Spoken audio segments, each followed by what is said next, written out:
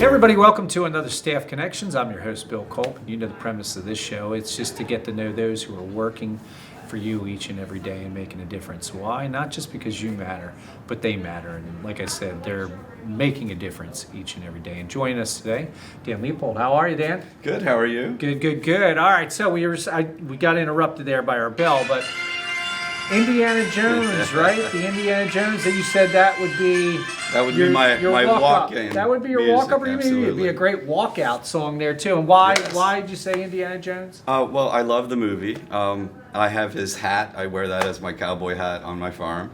And I like to do adventures. I climb to the top of volcanoes. I go down to the bottom of the Grand Canyon, and I'm a nerd, and he's actually a nerd. So. yeah. The archaeologist, yes. The nerd, yeah. Good-looking nerd, though. He's a good-looking nerd, just like you. So, but it's funny. So you think about, like I said, just reading your questionnaire. I could probably do a live reality TV series with you, just following you because it's interesting. And one of the things, I see behind you here, but one of the things Mr. Leppold is an author.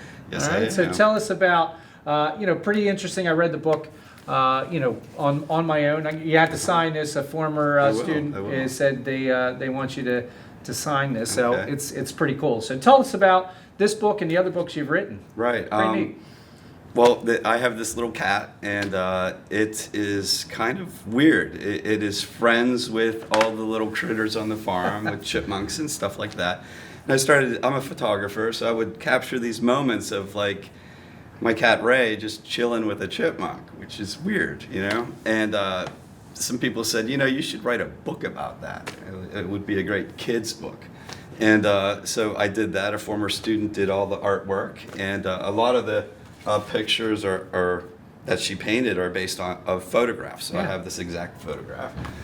I've written 2 more, and I hope to publish them after I retire. That's awesome. Yeah. That's awesome. All right, so Pittsburgh. You're from Pittsburgh. So Yes. now are you a Steelers fan, or are you now an in-plant Eagles, Philadelphia fan, or are you still with Pittsburgh? I follow them both. I like my friends to experience greatness like we just did. That's good. So I'm a Phillies fan. I'm a Eagles fan. Yeah. I can't do hockey. I'm sorry. That's well, for Pittsburgh, you get a good hockey team. I think Flyers fans would respect that. Yeah, correct. Yeah. I agree. All right, so how long have you been teaching? This will be my 26th year. Great. And then you teach what sciences? You teach many sciences. Right. In 9th grade, where we are right now, is earth science. And then across the street, I normally start over there, seniors advanced geology.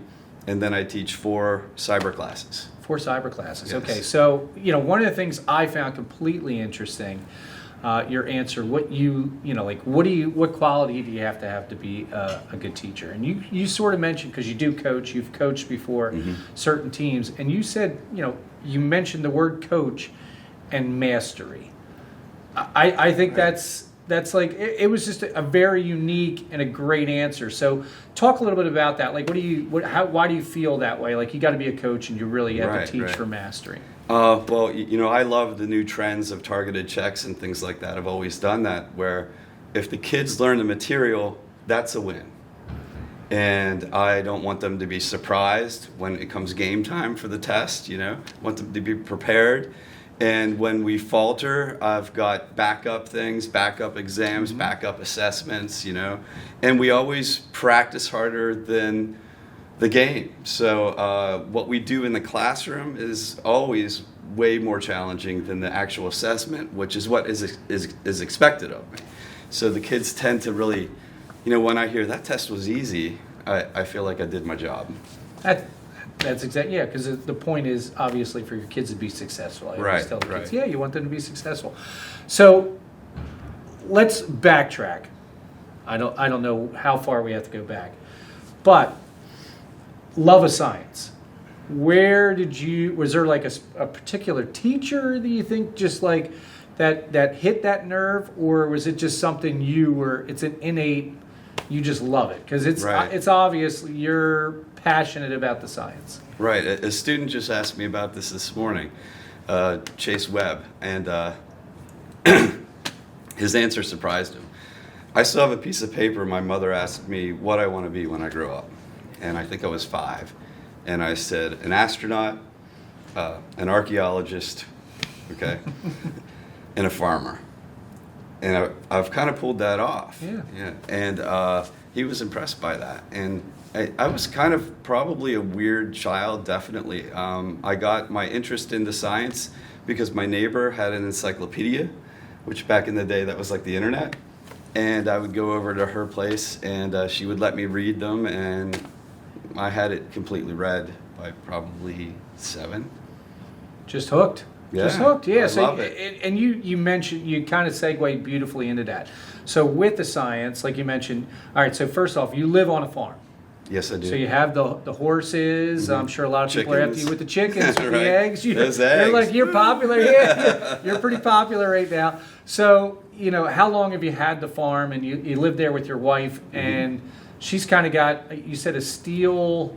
Yeah, she's an economist, and she's an expert on the steel market. 2 geniuses. You got to talk about. Thanks. All right, so talk about. I mean, that's pretty neat. So talk about how long have you been on the farm and what it's like. Yeah, we've been there for about 20 years, and when we bought the farm, the grounds were abandoned, so it was all grown up, but the house was in great condition. It's 1814, and when we just moved in, every day I would go home and just start cutting down trees and clearing the land and putting up the fencing, and now I can't believe I live there. It's 14 acres of heaven for us. Yeah, that's amazing. I mean, it's to leave work and you got more work. I mean, you're really doubling down. Okay, Yeah. so you mentioned that. Then the science, you said astronaut. So talk about, you do something with NASA. You've been to invitation to launches, and you've done some things with your students with something in space. So talk a little bit about that. That's amazing. So talk about the launch and things like that. 6 times, I think I represented Springford. NASA invited me down for launches, and I would take pictures and report and bring back what I learned. And through that, I made some connections with some hydrogen space balloon people. And twice a year for the past 5 or 6 years, we've been sending experiments up, seeds and things like that. This spring, we sent seeds into space, and we are going to grow them in lunar regolith simulated, like we were growing the seeds on the moon. Yeah. And then we report our results back to NASA. That's awesome. I mean, that's insane. I sort of am in that. And NASA, you've been there for the launches, right? So you've been pretty close. So that, I mean, how cool was that to see a launch? It's unbelievable because they get us almost too close. Yeah. I remember standing there once, and we looked at each other, and we were just like, boy, if something goes wrong, we're in trouble. Yeah. We're like 2.3 miles away, I think, at one launch. It's extraordinary. You can feel the rocket in your chest. And, I grew up wanting to do all that, so it's very meaningful for me. Yeah. And I can bring that excitement back to my students. And I did apply to be a NASA volunteer, an official one. I have a badge and everything. And it's called a Solar System Ambassador. Yeah.